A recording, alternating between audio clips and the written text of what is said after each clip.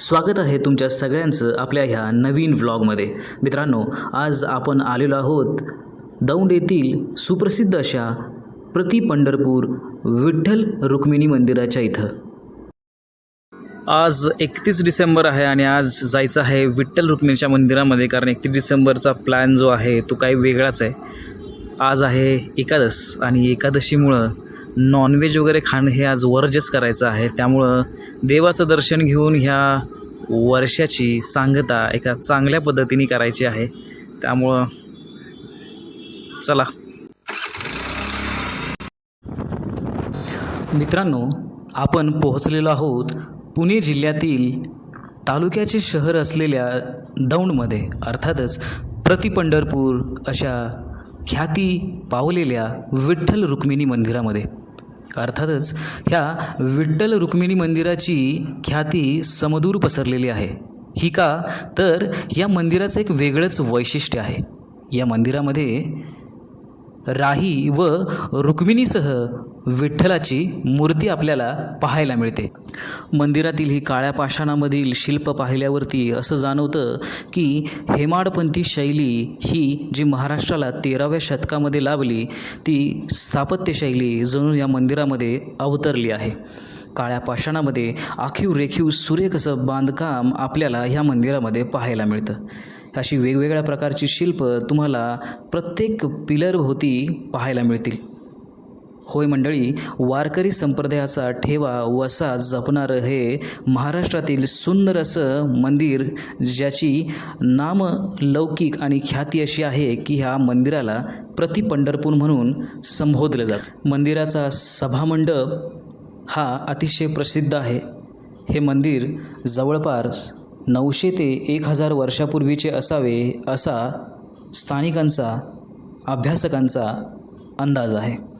अर्थातच वैष्णव धर्म हा धर्मनिरपेक्षता शिकवतो। मित्रांनो, वारकरी संप्रदायाचा ठेवा आपल्या महाराष्ट्राने अतिशय अचूकपणे ठेवलेला आहे। म्हणूनच या मंदिरामध्ये वारकरी संप्रदाय अर्थातच विठ्ठल रुक्मिणीचे भक्त आपले महाराष्ट्राचे वारकरी जेव्हा विठ्ठल रुक्मिणीचं दर्शन घडत नाही, आषाढी एकादशीला जे दर्शन घेण्याचे चुकतात ते इथं येऊन आवर्जून दर्शन घेतात आणि त्यांचं मन विठ्ठलाच्या दर्शनाने तृप्त होतं। प्राचीन विठ्ठल रुक्मिणीचं मंदिर पाहिल्यावरती आपल्या तोंडात आपसुकच येतं, राही रखमाबाई राणी या सकळा, ओवाळी ते राजा विठोबा सावळा।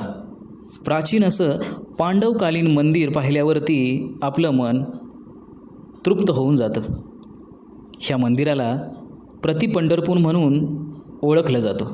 मित्रांनो, आषाढी एकादशीला इथं अलोट अशी गर्दी आपल्याला पाहायला मिळते आणि माझ्यासोबत असलेले आमचे हे सर, आम्ही ह्या मंदिराच्या स्थापत्य शैलीविषयी, बांधकामाविषयी आणि आखीव रेखीवपणाविषयी आणि अतिशय अद्भुत अलौकिक अशा बांधकामाविषयी चर्चा करताना तुम्हाला पाहायला मिळत असेल।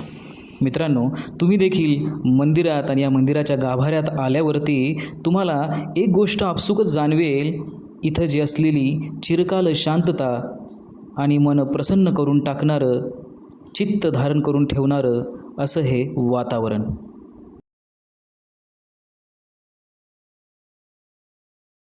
नमस्कार मित्रांनो, आज वर्षाची सांगता 31 डिसेंबर, अर्थातच उद्या नवीन वर्षाची नवीन सुरुवात होणार आहे। तरी तुम्हा सगळ्यांना नववर्षाच्या हार्दिक शुभेच्छा। आणि हे जे पूर्ण वर्ष सरून गेलेलं आहे ते वर्ष आपल्याला आपल्या अनुभवाच्या रूपाने एक मोठी ठेव म्हणून आपल्याला परमेश्वराने आपल्यासोबत दिलेलं आहे।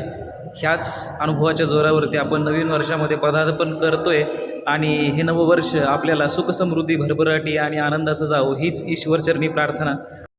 जाता भारतरत्न डॉक्टर बाबासाहेब आंबेडकरांचा सुंदर असा पुतळा आपल्याला इथं पाहायला मिळतो। ह्या महाराष्ट्राच्या मातीमध्ये घडलेले हे महान पुरुष आणि या महान पुरुषांची शिकवण आपल्याला संस्कार रूपाने ह्या महाराष्ट्रामध्ये पाहायला मिळते।